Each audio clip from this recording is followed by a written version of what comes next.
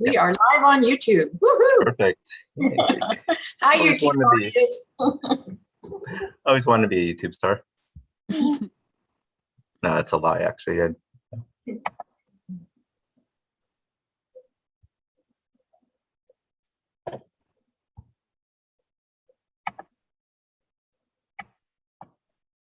Mentimeter.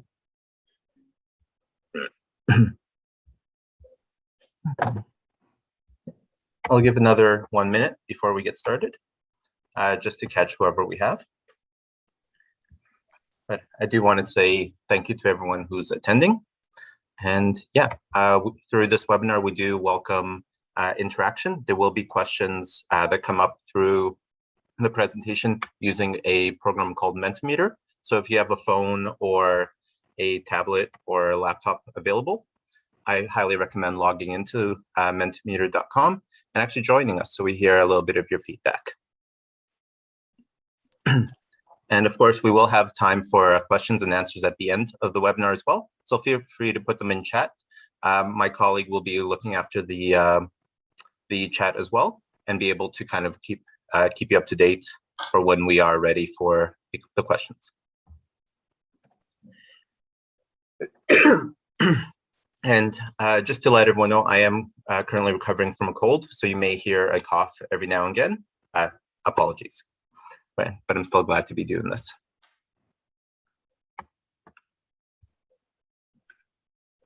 Thank you, Natalia. Okay, I think it's safe for us to start.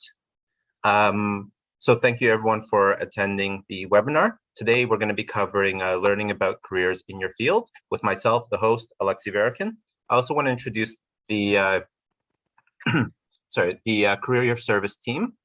With me, we have Natalia Markman, we have Alexandra, and we have my colleague Linda as well.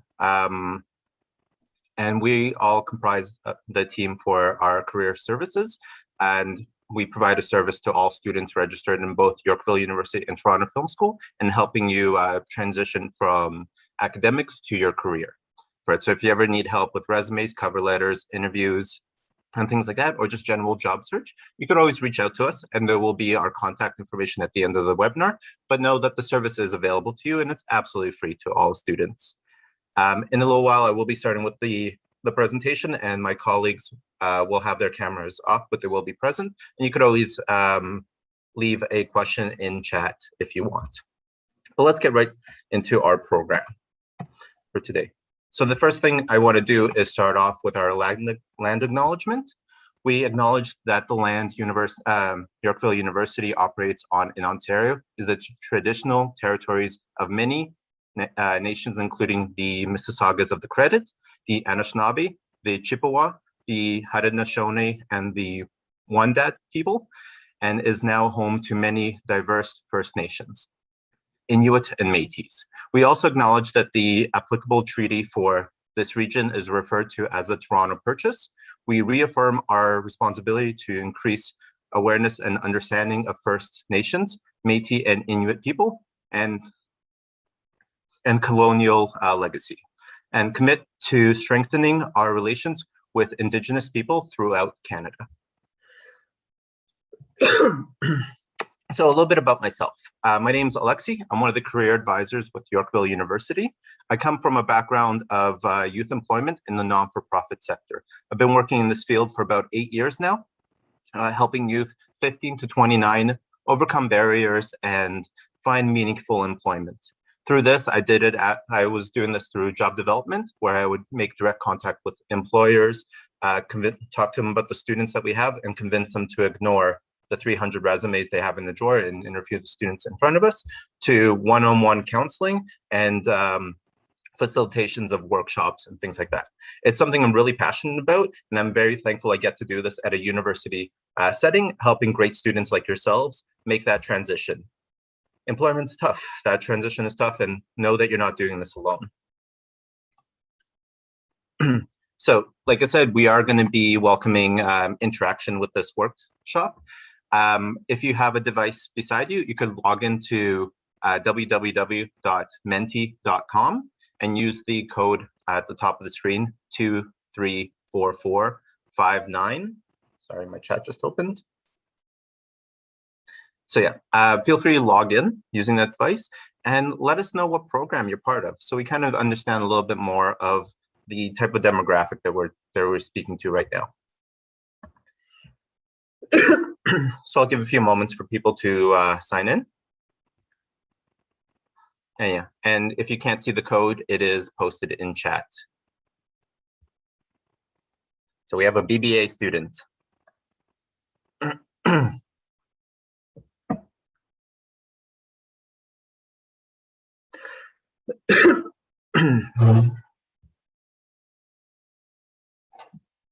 I'll give a few more moments as people.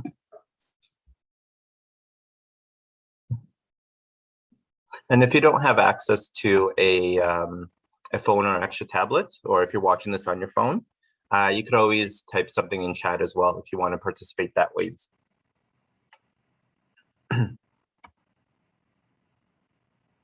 We have BBA, MACP, another BBA.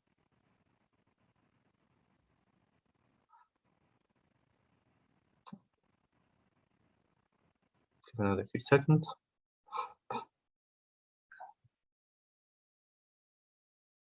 Okay. To be mindful of time, I will be continuing, but understand that there will be a lot more questions. So if you haven't had a chance to participate in our very first question, there will be more coming up as well. And awesome, we do have a few more people.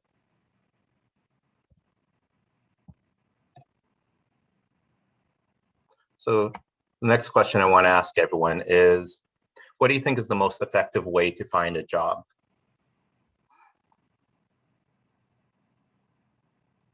It's a tough question, right? So if you were an employer, how would you find someone?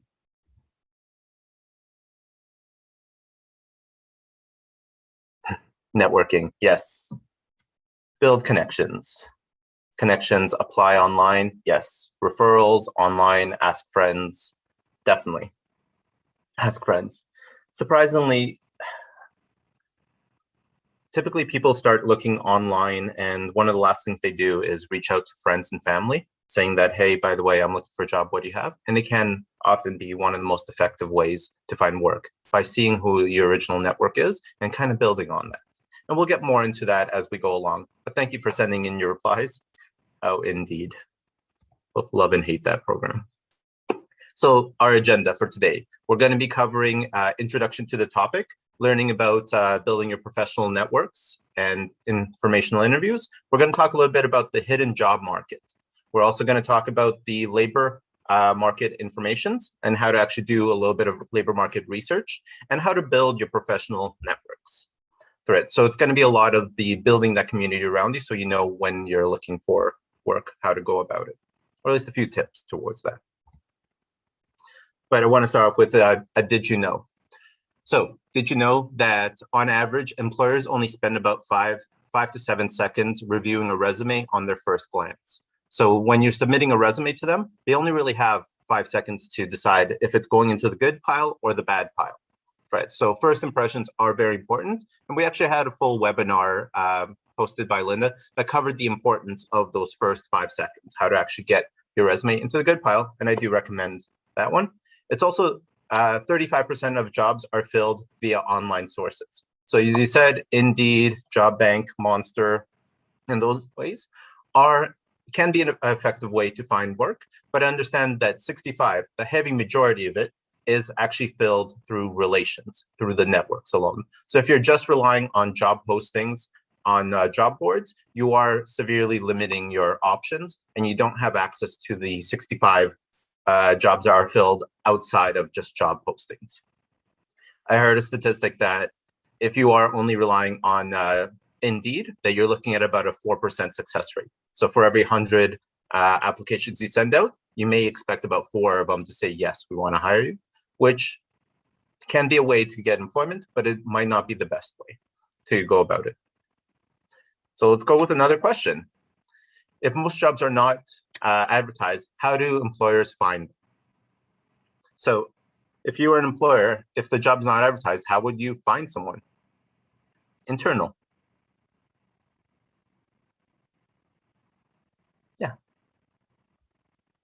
Definitely. Who do we have already working for our company? Who could we promote up or switch from part-time to full-time? Ask employees.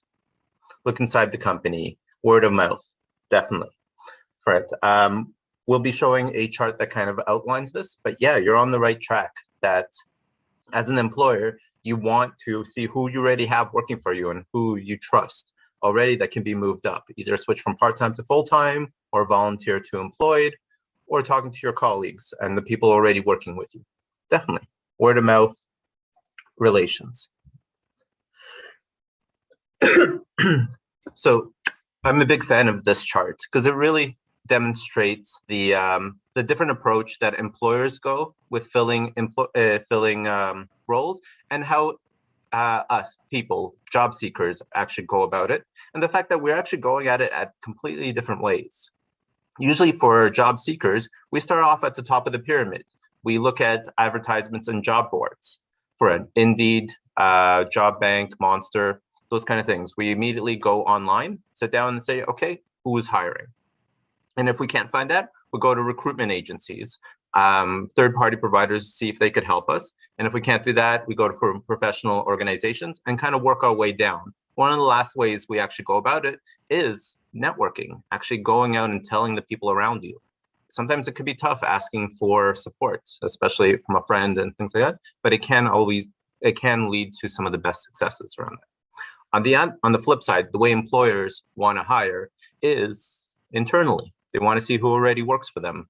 Who could they promote up to a higher position? Who could they switch from part-time to full-time? Or who could they turn from volunteer or contract work to consistent employee? That they are starting from the bottom and moving their way up. And if they can't find someone internally that already works for them, that has the skills they need, then they talk to their employees and say, who do you have to recommend? Is there anyone you could send over to us?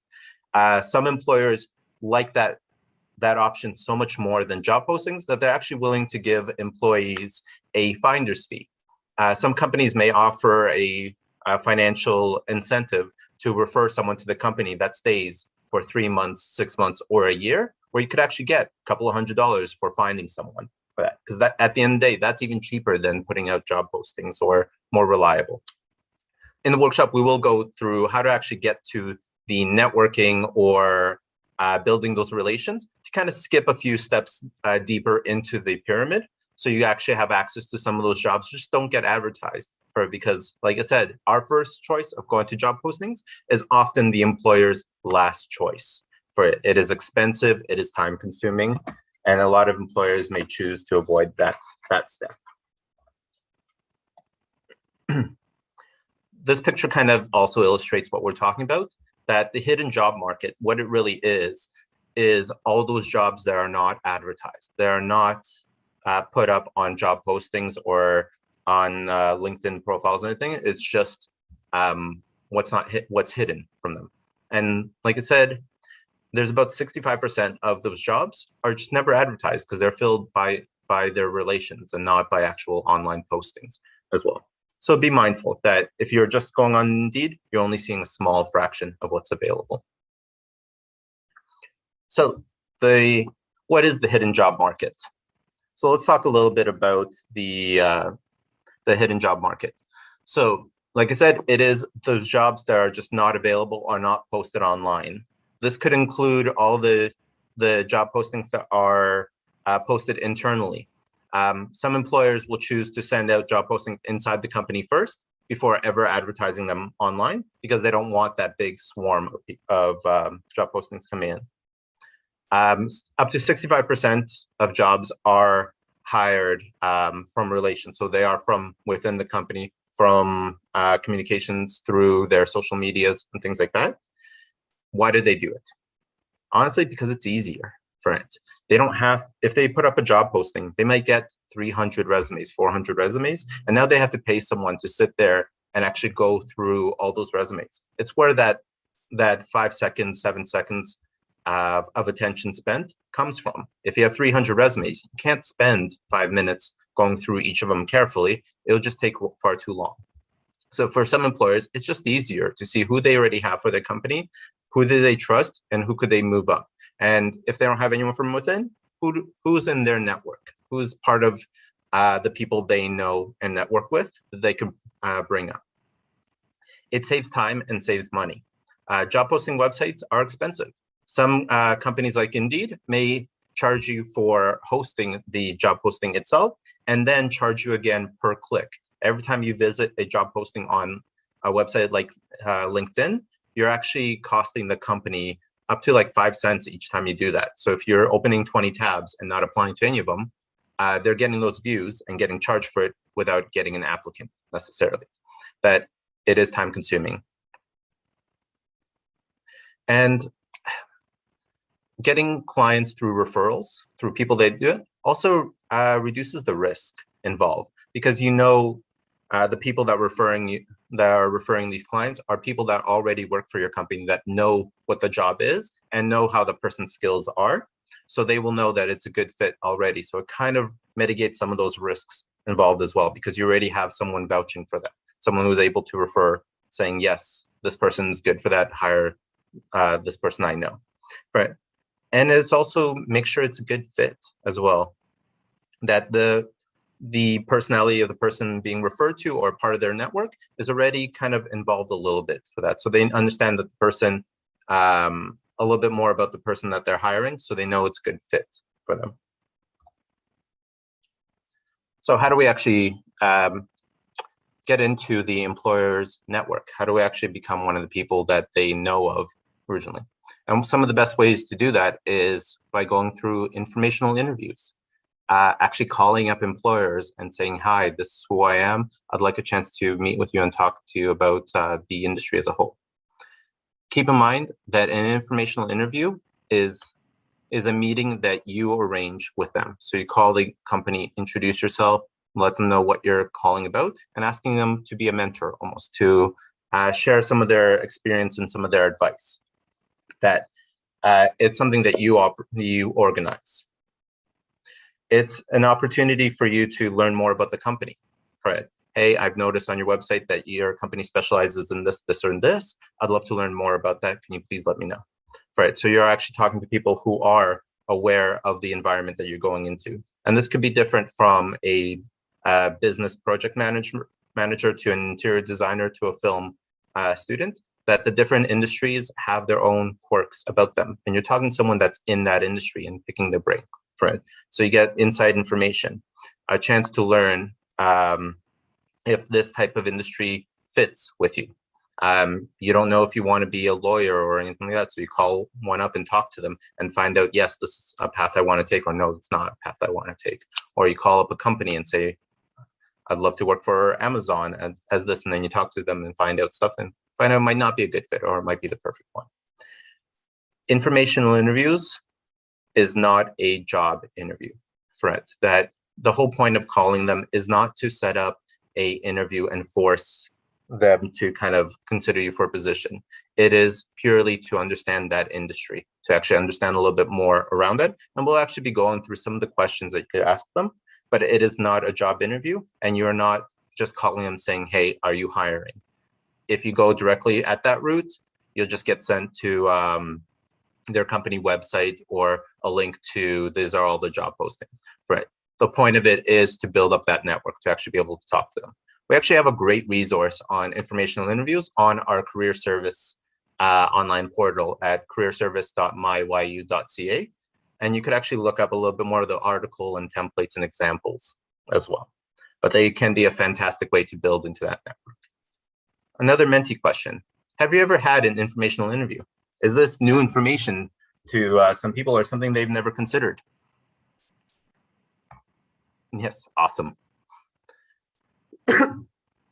And informational interviews can also be scary because you are reaching out to them, but at the same time, they could be incredibly important to understand the industry you're going into, especially if you're in your first year of college or university and you're not quite sure if this is the right path for you.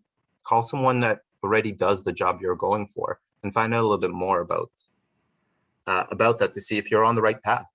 Right? You might be surprised and be more motivated because of it, or you may know that, yeah, no, this is not where I want to be. Awesome. So we do have a few people. Great. And for some, this will be their first opportunity. And hopefully the information we share will kind of help you take that first step in actually reaching out to them and making that connection. So how do we actually find people to talk to? So there's a few important steps that we have to do. First of all, we have to pick a target. We need to know who we want to contact, or what company do we want to be involved with.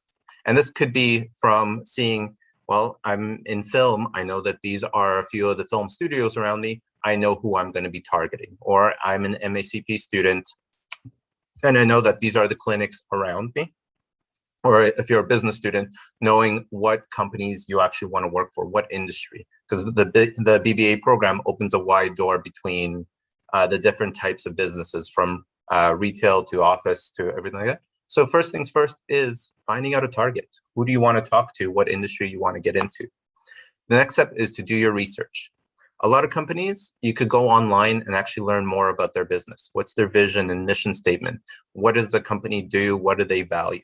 So it is very important to actually research that company to understand a little bit about it. So when you do reach out, you're reaching out at a place of curiosity, that you want to learn more about the stuff that you've read off their website.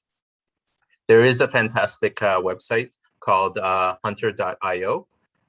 This website is primarily used to understand email structures of companies. When you go to the website, you'll actually be able to type in a company name, so say Amazon, and you'll be able to, it'll show you how their emails are templated. For instance, for our university emails, it's first letter, last name at yorkvilleu.ca. For it. So if you know the person's first name and last name, you could typically find out what their email would be. I do advise caution when using this method for it, just because it can be useful to find those contacts, but also be mindful that you are coming to them unannounced as well, that your wording in your email should be a pleasant tone, or at least one of, I'm looking for help for it. Please do not harass people through this. And finding contacts, sometimes it's just picking up the phone. I know that there's this clinic here that I want to work for, or this company I want to be part of, and actually calling them, talking to their receptionist and introducing yourself. Hi, I'm a student here. I'm in the process of this program and would love to learn more about the industry. Is there someone I could talk to? So if you are going through it, finding contacts, sometimes it is just calling the place. Another great way of doing that is through email as well. Especially through COVID and current times, I do suggest that emails might be a great way to go about it, just because there might be a separation between where the receptionist is and where the workers are. And then an email allows them to kind of take their time to read it and answer at their own leisure. But when you're reaching out to emails, I've seen some people make the mistake of forcing their entire cover letter into the body paragraph. And honestly, they don't have time to read that big multi-paragraph thing. I highly recommend to keep the email body paragraph fairly simple, about a single paragraph. The important parts is having a good subject line for it. And a subject line, you're supposed to be very clear with what you're going for. So you could write an example of interior design student looking for information about the industry. And you could change interior designer to whatever program you're part of. Project management student looking for assistance in this. You want to make sure that the sentence is very clear of what you're trying to get at them. When it actually comes to the main body paragraph of it, it's important to introduce yourself. Hi, my name is so-and-so. I'm a student attending this program. I had a look online and saw this, and this about your company, and I would love to learn more. The hook is the thing that gets them interested in meeting with you. Showing that you've done your research about the company, or you're coming to them with a very specific reason, could go a long way in kind of warming them up to the idea of spending their time to talk to you. So if your hook is looking for work, help, that's not going to bring their attention. You want to show them the research that you had, or the reason why you want to contact them. So things like, I had a look online and saw this, this, and this. If you're a master psychology student, it'd be I had a look online and saw that your clinic deals with this type of therapy and this type of clients, something I'm really passionate about and love to learn more. You could appropriate that to your specific programs, but you want to show them the reason why you're contacting them in the first place. You should also include an ask, what you want of them. I'd love the opportunity to meet with you and learn more about the industry, that you are asking them for effectively a favor, that you're asking for them to be a mentor to you, to actually show you a little bit of information around that. And you could go through some of those questions with them afterwards on how's a regular day at this position, or how are you feeling about this role? What do you like about it, what you don't? But you want to give them an ask of, I would love an opportunity to, a moment of your time to talk to you. With a good ask, there's also a section for a call to action, actually saying what you want done or how you want to interact. So not only the ask for help for information and mentorship, you also want to do a call to action of, let me know what time works best with your schedule to arrange a Zoom meeting or to meet in person or over Zoom. I'd be grateful for the opportunity. That you do want to have that little bit of a fire under them saying, I'd love an opportunity to do a Zoom meeting or an informational interview. You don't want to be too specific around that, and you do want a little bit of flexibility with their schedule. So it's kind of including in the ask of the next step of organizing a phone meeting or a Zoom meeting or things like that. And again, it could also be picking up the phone as well. After sending this email, if you don't get a reply, call them up saying, hey, I sent you an email a little while ago. I want to know if you had an opportunity to read it. My name is so-and-so, I'm a student, and I'm looking for this type of help. That you are asking them for the mentorship, that extra growth. So how to actually conduct a informational interview. So if you do send out the email and the employer says, yeah, actually, I have a little bit of time next week, I'd love a chance to be happy to talk to you and share a little bit of my understanding. So for an informational interview, although you are not gunning for a job at this point, you are still coming to them with a purpose, and their time is valuable, so you want to be prepared. So have your questions prepared ahead of time for what exactly you want to learn from them, learn about the industry or learn about the stuff on their website. So you want to be prepared with those questions. You also want to do a little bit of the labor market research and learn a little bit about the trends. So when you do talk to them, you're coming at a place of knowledge that even though you might not fully understand everything to do with that industry, you at least have a little bit to kind of bounce off of them so they see that you have done a little bit of research around that. Learn who the industry leaders are as well, who's important in this field. If you're going into film, who are the people, what are the companies around, who's important in that? Or if you're going to the master psychology, who are the clinics, who are the counselors around there, who are the different philosophies. Learn about the industry and bring a notepad, bring a pen. You are asking them for information. It's important to write it down so you don't actually lose everything they've shared with you. If they tell you about groups that you should be part of, write a note for that. Or if they tell you something, information of something to look into, oh, sounds to me like you're actually interested in this type of field. Why don't you look after that? Write it down. Order a business card if you are meeting in person. Actually give something for them to hold on to afterwards. So after your meeting, thank you for your time. I'd love to stay in touch. Here's my contact information. Alternatively, in a virtual space like this, it'd be effectively your thank you letter at the end of the interview. Within 24 hours, just sending them a thank you saying, I appreciate the time you took to answer these questions. I'd love to stay in contact with you. Please feel free to reach out to me if needed for it. For actually conducting the interview, arrive on time. It is an interview at the end of the day. Even though it's not for a job, you're still taking the time to meet with someone. So dress appropriately, arrive on time, follow the script of the questions that you have, but also be flexible. If the employer is very keen on talking about these kind of things and you're interested in them, don't cut them off. Go with the flow and actually learn more about that industry, especially if it's something they're passionate about, to kind of match that. Let's also respect their time. that if they do say, I have 15 minutes for you on Thursday at this time, that you be mindful of what you could actually do in those 15 minutes. Don't come up at them with 20 questions because you won't have time for that. Ask the 2 or 3 that are really important to you and go for that. And if you notice that the employer is reminding you that they have an appointment or they're looking at the time, then understand that maybe it's time to cut the session short, or ask them if they could talk to them again at a different point. Be gracious. You are asking them for a favor. You are asking them to take a moment of their time and actually let you know about the industry and learn more about it. And follow up, send them a thank you letter.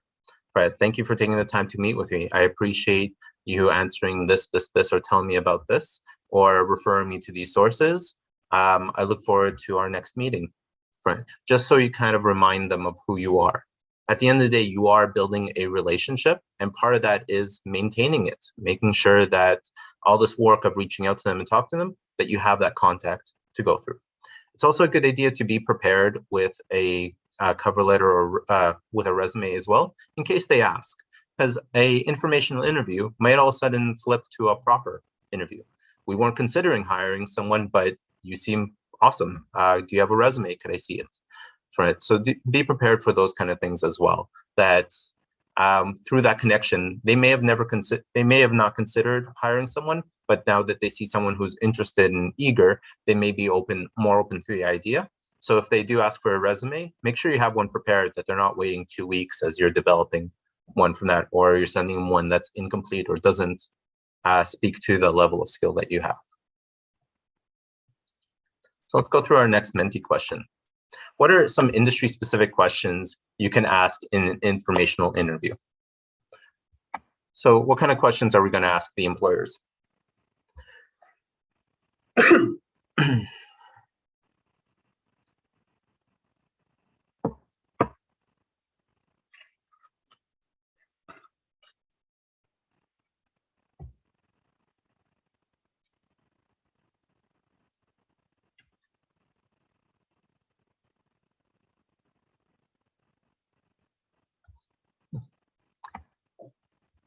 Please type in something if you feel for it. If you don't have access to Menti, you could always put them in chat as well.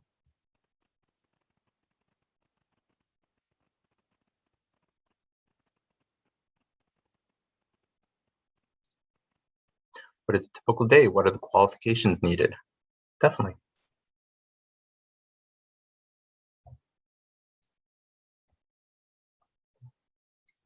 And if it's sector specific, you could also think about the type of job you're going for.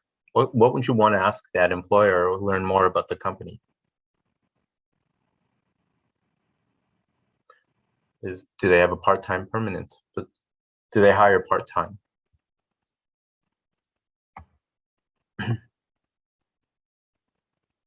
Yeah.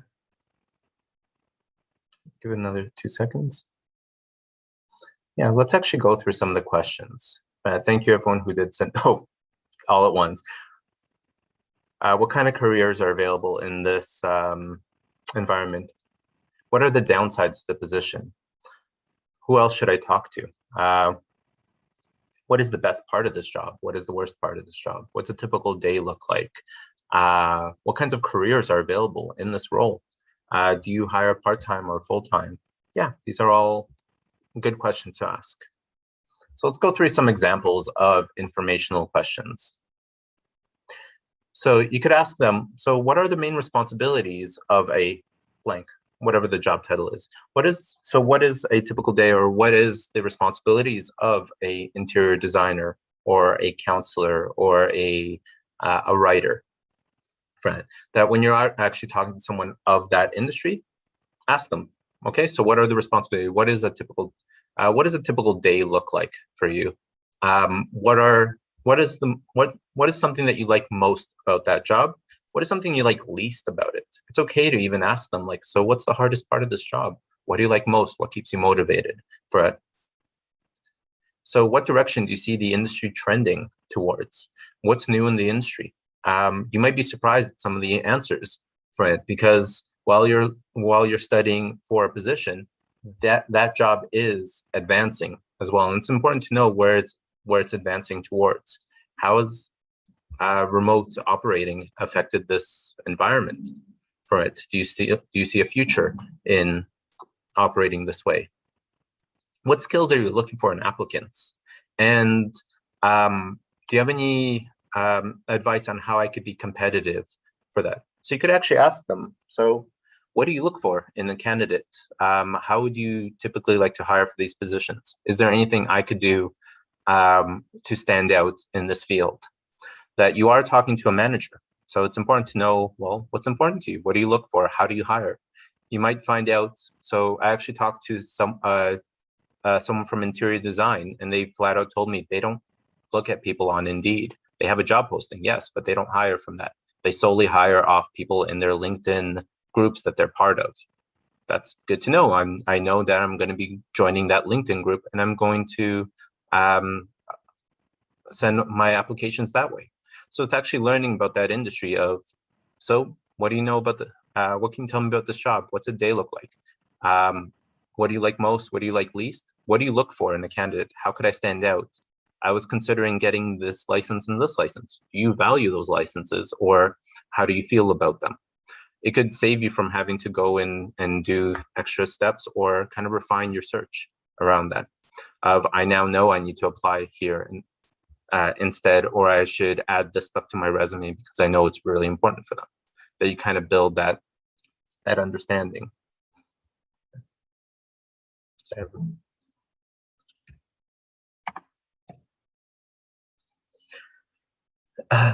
Just going through a few final tips about informational interviews. Important part, do not ask for a job. Don't immediately contact them saying, hey, are you hiring? Because a lot of the times, if that's all you're going for, they're just going to brush you off saying, go look on Indeed, or our website has a career page. You'll see all the opportunities there. And you kind of don't build that network by just gunning for a job for it. You're trying to build a relation with that employer. So when they do see your resume in the pile, they go, oh yeah, I remember talking to this person last week. Let's bring them in for a proper interview, or to learn more about how to stand out. Informational interviews, they're not meant to kind of shortcut the application process and ask directly for a job. They're meant to learn more, to know how to stand out in that industry, and to build up that connection. So they may have not considered hiring someone yet, or they were going to send a job posting on Indeed, but now they have you here. So they may ask you for your resume, or may turn into a proper interview or a job opportunity, but that shouldn't be your intent. You're there to build that relation.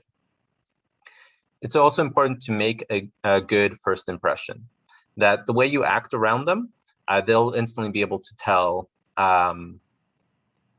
the direction this conversation is going to go into. If you're talking to them and you don't know anything about it because you didn't do your research, it's going to change with how much they're willing to help you out when they don't see that you've put in some work as well. Or if you're closed off or very quiet or very shy, it might also change the dynamic of that. If you know that this position requires someone who's customer service and outgoing, then in your interview, you should play to those strengths as well. So first impressions are important. And it is an interview, so dress appropriately. Just because you're at home and directing the conversation doesn't mean you should be in sweatpants. Dress appropriately for that, because you are asking for their time. Listen more than you speak, that you are contacting them to find out information from them directly, not to share your knowledge with them. So when you ask a question, let them answer it. Write down those notes and build off of that. So make sure to kind of encourage that dialogue and be positive for it. You want someone who, even though you may be struggling finding a job or finding it difficult, it's not a place for you to kind of talk to them. They're not a therapist. They're there to help you kind of prepare and share some of their knowledge. And they want to talk about their successes. They want to talk about their industry because chances are it's something they're passionate about. So keep the conversation positive. What can I do? How could I improve?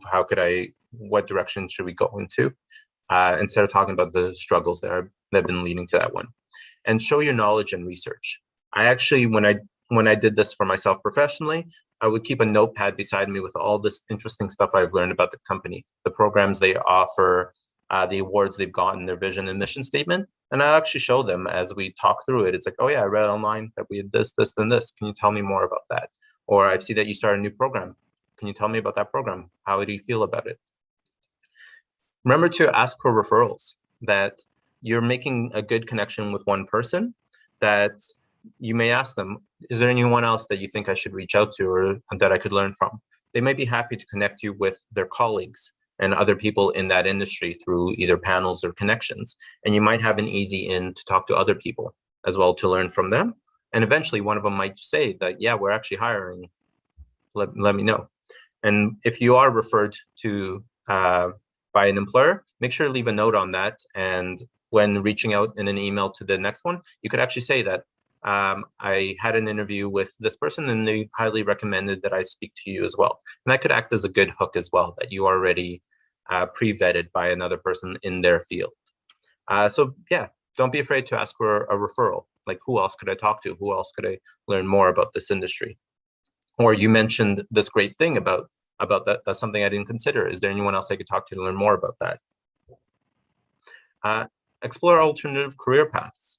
That if you're talking to a manager who has multiple different types of employees, you could actually ask them, well, what kind of other jobs? So with a BBA program, what other types of jobs can I get into, or where would you recommend I start? So be open to a little bit more of that. Or if you're a counselor, asking, well, what other types of counseling could I provide? Or is there any other industries that you know of that may have use for someone with this education? Ask to stay connected and do so. That you are building a relation with these employers, and it's important, every relationship requires maintenance. So if you have that great conversation with them, send a thank you letter at the end, thanking them for the time. And if it's gone a few weeks, or you want to learn more about it, or you've found out something really interesting, send them a message saying, hey, I know we had a chance to talk 2 weeks ago about this and that. I actually want to learn a little bit more about this kind of thing. Would you be able to meet with me again? And actually keep that positive relation, because the more you build with that, they may lead to employment down the road, or at least a better understanding of the program you're going into. Be gracious, send them a thank you, and schedule a follow-up with them as well, that you could ask them, I know we only had 15 minutes today. I still have a lot of questions I want to talk to you. Could I meet with you again in 2 weeks? Or is there another day that we could continue this conversation? And actually follow up with them and build that rapport. It's also mindful that if you do make a schedule, honor that schedule. So if they tell you that, oh yeah, I could actually talk with you next week, Thursday at this time, add it to your calendar and make sure that you're actually going to show up to that. Because if you leave them hanging, you may close that door completely to you as well. And could have the opposite effect. So next thing I want to talk to you outside of the information interviews is an elevator pitch.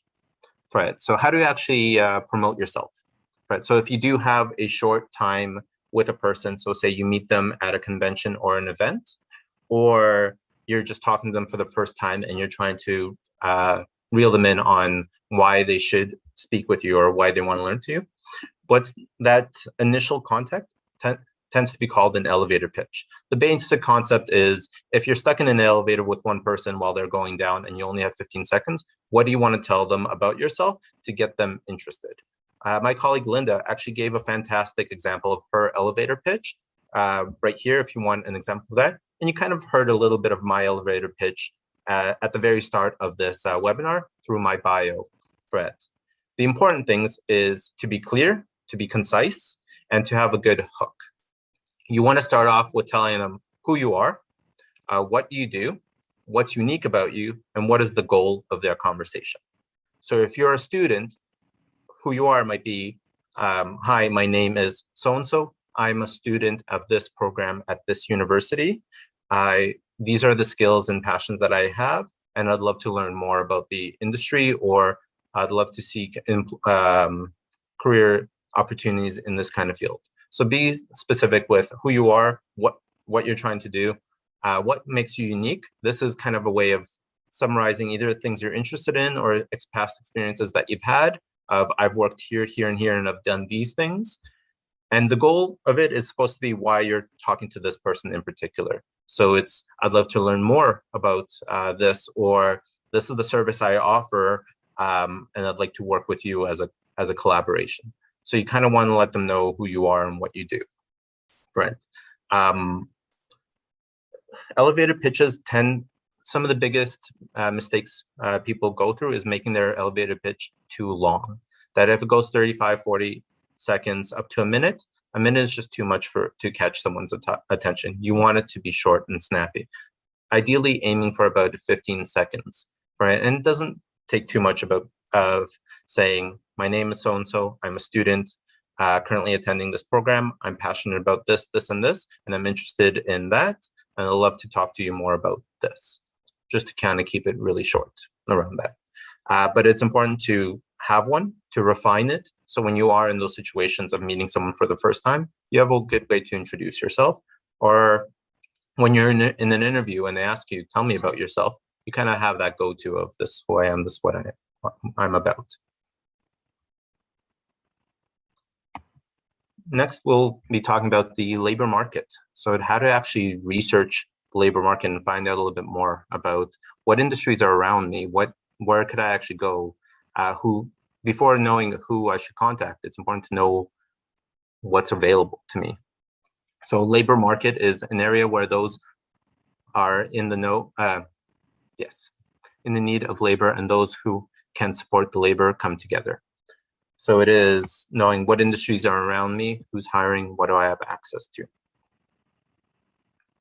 So let's go through another question. Let me know, are you currently doing any labor market research while you're in school?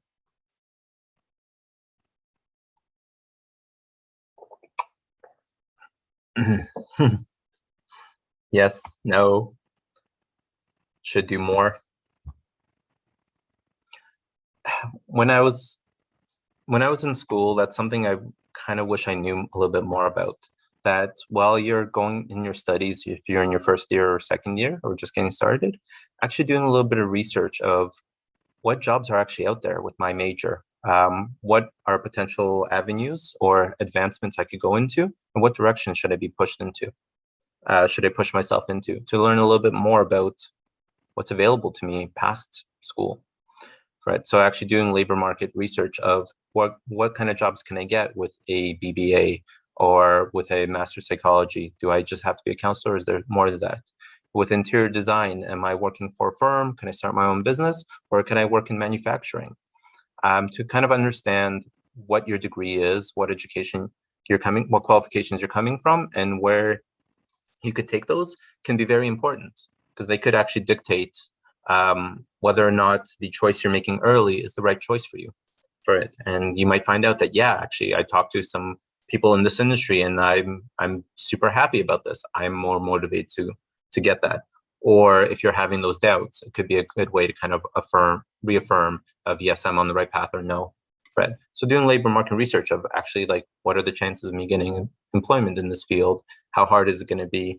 If you're in chemical biology, okay, how many labs are around me? How many opportunities actually exist? Or do I have to be okay with moving somewhere that has more opportunities? Do I have the employers around me that in my immediate area, or am I limited by geography with what I want to do? So for those that have done labor market research, what method have you used? How did you actually find out more about the market? I'll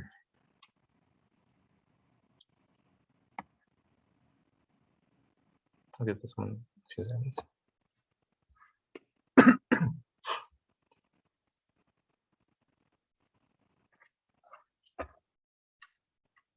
Online research. Awesome. Yeah, online tends to be a good way to go about it. Most companies have their websites where they could actually share a lot of those things.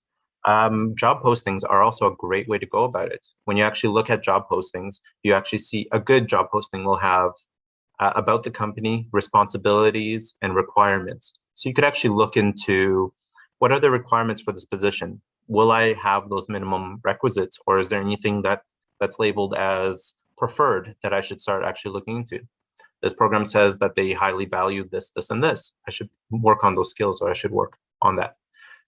Looking for a mentor, actually talking to someone in the field of, I want to become a veterinarian. I'm going to call a vet clinic and actually talk to someone to see, well, what do you look for? What steps did you take? Right? How do you feel about the job prospects in that area? So it is the informational interviews, if you're just getting started, to learn about the field and where you could go into, looking at job postings to see what are the requirements and things like that. I remember in my past experience working with a 15-year-old who wasn't doing particularly well for school, but really wanted to be a firefighter. So we actually sat down with them and said, okay, well, let's see what is required for that goal. So if you actually want to be a firefighter, let's see what the requirements are. And after reading, it's like, okay, I need math, I need this, I need that.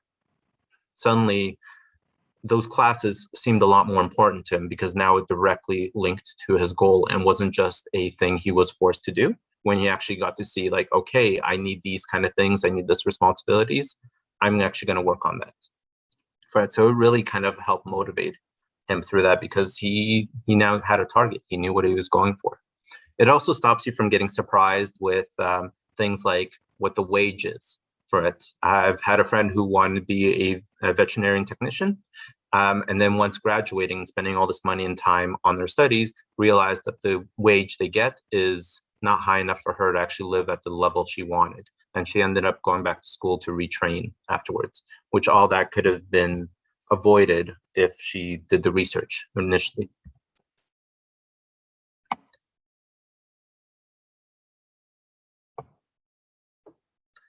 Yeah, so kind of going through what we've kind of discussed, the benefits of the labor market research is to kind of find out more about it. What is the demand for this job? How many opportunities are actually around me? Or are the opportunities starting to decline? Right, so I actually understand what is the, what's the overall demand.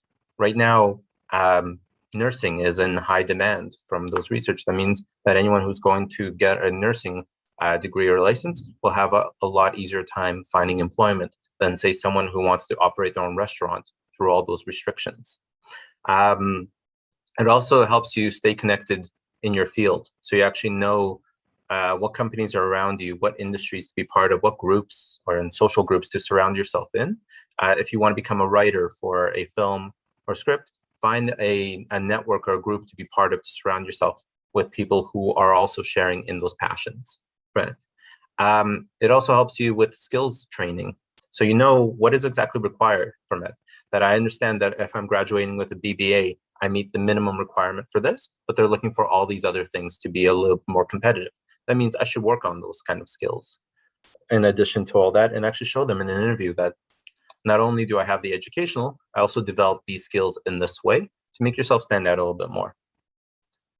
And it also lets you know who are the local employers around you. If you're looking for a practicum placement for your master's psychology, it's important to know how many clinics are actually around me. Do I have 30 clinics or do I have 2?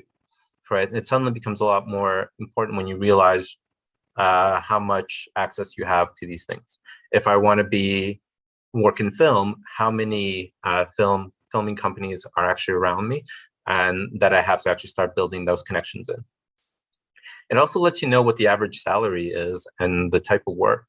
My friend that I gave an example of, who trained to become a veterinarian assistant, soon realized that the amount of money that she get paid, what her salary was nowhere near the type of lifestyle she wanted. So for her, she did have to retrain afterwards and is now doing something completely different.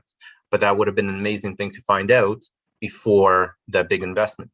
I've actually have another friend who went to law school, got his law degree, worked in it for about a year or 2 and realized he hated it, and has actually transitioned to writing stories for board games and card game companies. Turns out the thing he liked was not law, was writing. And he wished he knew about that before the $100,000 investment and the time and commitment around that. So it is very important to actually do those research while you're still in school to actually find out what exactly is available for me and where should I apply to. So how do we actually find out a little bit more information about that? So a great website to go to is finding out what the NOC code for that company is. And NOC, what it stands for is the National Occupational Classification. So it's the government database that outlines what each job is by code. You're working in this industry, this is the code for that industry, and these are the requirements, duties, and responsibilities of someone in that position. So you could actually go look at restaurants and see all the different companies associated with restaurants and all the different types of jobs. You could type in law and find out lawyers or law, not code, and actually see all the different types of roles under that industry. So you could actually find out different types of employment in one specific environment, or you could find out more about the job description and what is exactly entails with this company, with this type of job.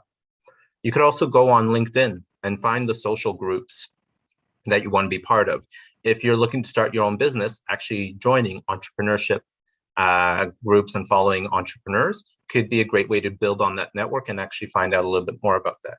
Or with interior design, joining interior design groups where people share their knowledge, their experience, their concepts, and actually be surrounded by people in that industry to find out if it's an industry you want to be part of or if that's a culture that you want to stay away from. So LinkedIn can be a fantastic way to kind of add yourself into those social groups. But you could also go to local libraries. Local libraries have books and information around the different industries and opportunities. I've seen one library have access to a database called Scott's Directory, where you could actually search up a type of position or a type of product.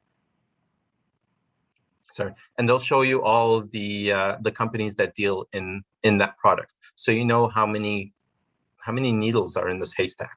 Right, you could tell how many restaurants are in Montreal already, so you know where they are, or how many supply chain providers are in Toronto. Right, so you kind of find out where those companies are and what they do, or type in graphic design and find out how many companies deal with graphic design. You won't be able to tell if they're hiring or not, but you'll be able to tell their business information, location, how long they've been operating for, how big the company is, and some of those information as well. So sometimes going into a library and saying, hey, I just want a little bit of information about different industries, and the librarian might be able to help you or give you access to databases like that. Industry publications, actually read books associated with that. Interior design, read an interior design book or things like that. Professional association websites, actually type in your industry and industry associations, actually see what comes up. Can you find something for supply chain management or film or things like that? There might be social groups to be part of that help kind of make that. If you're going into entrepreneurship and starting your own business, there's a lot of great connections that you can make for that one. Informational interviews, like we said, fantastic way to do labor market research of actually calling those companies, talking to them and finding out more about the position. And there's a lot of other ways to find out about that through news articles, publications, and looks into environments. You can learn a lot about those different industries. And it is important to kind of make those distinctions and actually find out more about that. Labor market. So yeah, learn about the wide range of career options, make career decisions to help you find out exactly what direction you want to go into, add additional information to your resume and cover letter from the stuff that you do find. Because if you find that this stuff is really important in your industry, that these are the criteria, add it to your resume, make it look like it stands out and makes it a little bit more impactful or match a little bit better. And do informational interviews to find out current trends. I'm mindful of time and just kind of wrap up, but build your professional network. Like I said, there are social groups that you could be part of for that, either joining meetup groups, networking groups, LinkedIn, or even go on websites like Eventbrite and see what events are in your area. But getting involved in those communities could help you understand the labor market a little bit better, work on your networking skills, and actually make those connections. So when you do reach out to an employer, you could say, hey, I actually met you at this convention. You did a speech about this. I was really interested about that and love to learn more. Those kind of things could be a great way to build into that. And I do highly recommend volunteering. If there's a company that you really want to work for, actually call them up and see if there's any volunteer opportunities. The best way for an employer to hire is from within, and volunteering could be a great way to get into an industry in the first place, to see if it's something that you like, that matches your skills, and also shows the employer that yes, you have the skills I need. I already know who you are, how you act, and how you interact with my staff. Let's turn your volunteer opportunity into a career path. That's actually the path I took when transitioning from education to career, is actually by volunteering for the first 2 months out of graduation, and got my first opportunity that way, while my friends who looked on Indeed and job postings had 6 months without finding employment, and some of them returned back to school or are now doing something completely different than what they went through. And seek out mentors. The people you call up for informational interviews, they can be great mentors and help guide you along the way, especially if you have a really good connection with them. You may be able to use them for guidance for that, or even they might be able to recommend you to other opportunities or help kind of fight your battle. Yeah. So for volunteering, there's a few options for that. You could inquire with student services about different volunteer opportunities. You could contact us as well to help you with that.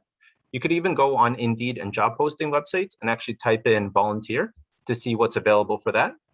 Call companies directly to establish that connection that way. Or you could look at websites like Volunteer Canada, Volunteer Match, or other programs. You could actually look at the by province, type in volunteering Ontario, volunteering British Columbia, and find local opportunities around you. And this could be a great way to kind of build in that connection and actually make that bridge. And the last thing I'm going to be covering for today is mentorship. Mentorship is really important as well when kind of getting started in an environment. When you're doing informational interviews, the important part about that is almost establishing a mentor. So identify the right mentor, who you want to actually talk to. Make your request, send them a message saying, hey, I've seen you speak at these events, or I've seen you publish these articles, or you're always active in this group that I'm part of. I'd love to learn more from you and share in some of the knowledge that you can provide. You can kind of build up that relationship with them to kind of help you bridge that gap and help them fight your battle to try and get you to that place. And leaving with a quote, courage starts when showing up and letting yourself be seen. That when you are actually reaching out to informational interviews or looking for a mentor or making your research, that you are putting yourself out there. You're connecting yourself in that environment, whether it's joining the networking groups or the social groups that you want to be part of, or talking to someone directly, that you are putting yourself out there, but at the same time, you're also gaining all that knowledge and all that experience to make your battle a little better for that. So that's the end of our presentation. Thank you everyone for taking part in Menti or going through everything. I do see that there's a lot of questions in chat. We do have a little bit of time where I'm going to try and answer a few questions, but if we're not able to get to your question, you could always contact us directly at careerservices at yorkvilleu.ca, or for the Toronto Film School, it's careerservices at torontofilmschool.ca. And if you'd like a little bit more information, you could always go to our website at careerservices.myyu.ca. We could actually look at a lot of the templates and articles surrounding the information that we've covered so far. Right. I'd like to welcome my colleagues back and see if there's any questions that we have. We had an interesting question, let's see, about let's hear. Somebody asked if it's common for mentors to charge a fee for mentorship. And both myself and Linda said that it's usually not common. Mentors are usually willing to do it for free, so it's weird to do a business on that. So if it happens, I'm pretty sure you can find a mentor that is willing to spend. It doesn't take too much of their time, maybe like couple hours a month or so. So they should be able to find it for free for sure. Yeah, most mentors that I've helped students connect with or have talked to in the past do so because they want to help. They want to share in their success and help out other students that were in the same situation they were in. So a lot of the time, it does seem like a more kind of like a free service that you're asking them. And with that being said, you do want to be like gracious for the help that they do provide, right? Because they are offering you their time. If they are asking for a fee, then it's something that might be a sign of maybe this is not the right fit for me for it as well. There are networking groups that may charge a fee as a membership. So that's something to be aware of as well. But yeah, most of the time it shouldn't be a problem. Is there any other questions that came up? Alexi, there is a question in the Q&A box. This person asks, I have 2 interests and looking for 2 types of jobs. I'm a software engineer as well as a theater artist. How to approach 2 types of employers? Do I need to prepare 2 different CVs or just one mentioning about both interests? That's a great question. Yeah, so let's handle the second part of that question first. When you're applying to any industry, you do want to have a targeted resume for that industry. You want to put yourself into the best light possible for that one. So it does require a level of customization to make sure that this is my resume for the software design. This is my resume for theater. So it is important to have that the separation between that, unless you're contacting a place that's very specific, that's asking for both. And in that case, good on you. But as far as reaching out to mentors, you're not limited to just one, right? That you could have a few people in your network that help you, provide you with information and tips and try and kind of help you out in that. The mentor for software design might be a little bit different than the theater one. So it's calling the right people and learning from them and sharing that information. Because you're going to 2 different industries, it might mean that you have to do labor research for both of them. So when you are reaching out to them, you have the relevant information and interest, but it could be very fruitful. In the mentorship, when you're actually talking to them, you could actually bring up your interest in another field and ask if there's any overlap as well, because that might surprise you as sharing a little bit about yourself. So not only I'm doing this, I'm also really interested in this kind of stuff. Do you see any overlap or any potential in that if it's a little closer? But yes, you do typically need to specialize your resume and specialize your outreach to each individual type of job. Is there any other last minute questions? And like I said, and if you do want more information, you could always go to our career service website directly, or you could always reach out to the career service team. And we'll be happy to meet with you over Zoom or through email and actually provide you some extra assistance or someone else to talk to about the topics we mentioned of informational interviews or labor market research or networking opportunities, that you have this team available to you to help you in each step of that way, as long as you're still a student with that. And yeah, thank you everyone for taking part. And I do advise you to look for our upcoming webinars as they come up. I think Linda's going to be hosting our next one, right? Would you like to introduce that one? Yeah, that one is really important as well. It is called ACE the Interview. Interviews are something that people tend to get very nervous about, and we can help you learn and figure out how to prepare, which is not only going to reduce your anxiety, but it's going to improve your performance and therefore your chances of getting a job offer. So please tune in. What's the date of that one? Do we have that one? I don't have it in front of me. It's in December, 3 weeks from 3 weeks, yeah, 3 weeks. 3 weeks December. Right. So 3 weeks Thursday. So that's December 9th. Thank you, Natalia. All right. All right, so we'll see everybody at that webinar, and thanks so much for joining. Appreciate your participation as always.